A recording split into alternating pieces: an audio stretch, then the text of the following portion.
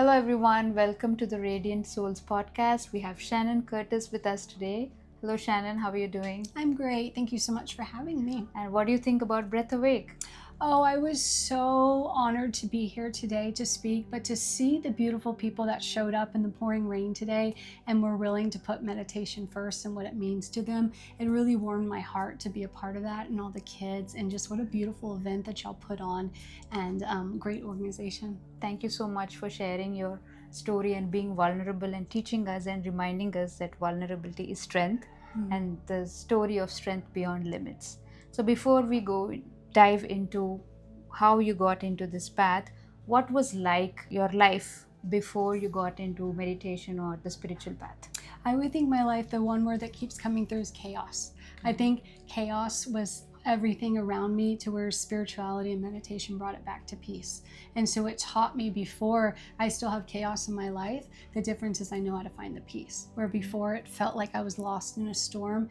And so meditation taught me to go quiet and to find that peace within the chaos, because it's always going to be there. You go to the store, hustle bustle, are you still going to be able to keep your calm? And so meditation just kept bringing it back to like finding that inner peace.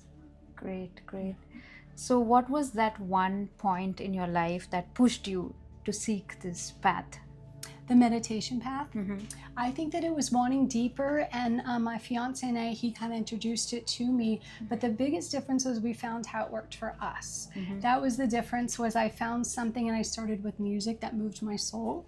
I always played music and was a musician, and so once I found something that could kind of help me get out of my mind, I started really understanding the benefits of it, and then I started to quiet, and then I don't have to do music. And so I like to do different methods to kind of not challenge me, but continuing finding the peace no matter what's surrounding you.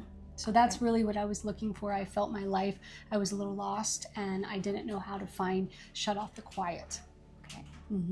So how do you see the change in yourself after meditation? Like, what's the big shift that has happened? Oh gosh, just more grounded. I think so. I am a very spiritual person, and I do spiritual medium work. So for me, I actually have to be grounded to be able to be spiritual, because I can't be up in the la land spiritual every day. I have to ground in earth. And so that's really what meditation helps, is bring it back, is the grounding of it. And I actually feel bigger, higher, more spiritual the more grounded I am in my body, because I'm not trying to compete. I'm trying to merge them too, like heaven and earth. Right. And you do deal with a lot of energies, so you do need that grounding to make sure you do the best of what you can. Yes, bringing it back to myself. And when I work with my clients, I have to make sure I understand my energy, like you said, bringing it back, grounding it to me, so I don't take on other people's energy, and it helps you create that container. Absolutely. So for our viewers who have not known what you do, how would you explain the work that you do? So I call myself an intuitive coach, because I'm a coach. I help people. I do work with some people in the psychedelic plant space when they go on journeys, and I help them integrate. And so I'm an integration coach, but I'm also one for people that have had big spiritual impacts in their life, but they don't know how to integrate them into their everyday life. Because we can all have this beautiful moment of bliss, but do you know how to carry that out day after day after day? And so I would say I'm an intuitive coach, and I meet people where they're at. I just want to help people wherever they're at. I've been through a lot in my life, and I think it allows me to help people no matter what, because pain is pain. And so I do that, and then I'm an author of a children's book and a children's series, and then I speak. And so those are the things that I love to do. Is my passion is really just using my story, my pain, and turning it into my passion to help others. Amazing.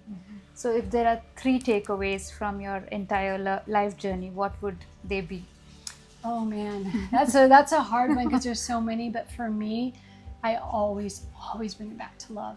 I always, and as simple as that sounds, I really think it's love or fear. And those things, it's just a choice, and I can always choose love. And it's a choice. There is freedom in that, and that free will. And so every day I bring that to back to love.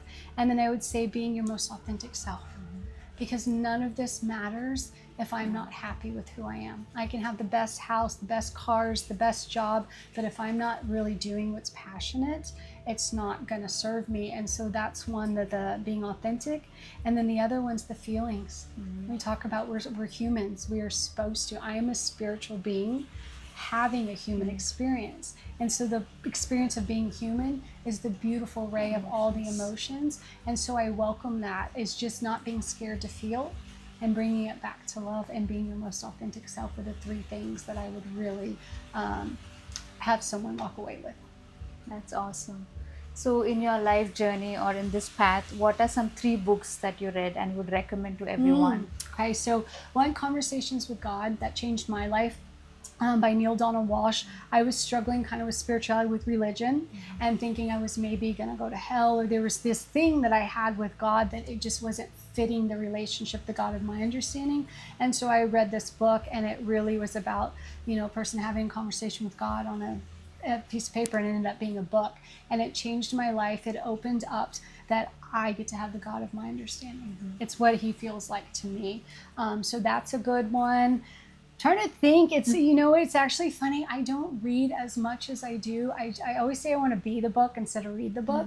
And so I don't really think of any right now, but that's like the one that was life changing for me was Conversations with God. Yeah. Thank you so much, Shannon. It was a pleasure seeing you and hearing your story, and thank you for being with Meditation Magic. Oh, thank you so much for having me. Thank you.